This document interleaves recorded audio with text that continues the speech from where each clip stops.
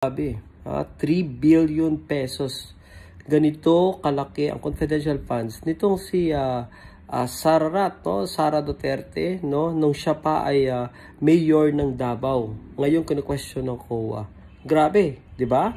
So nasanay siya, kaya pala talagang sanay na siya, no? Alam niya na yung itawag niya sa kanyang mga diskarte para paano, no? Paano kumalimbat, paano magkamal ng pera ng taong bayan.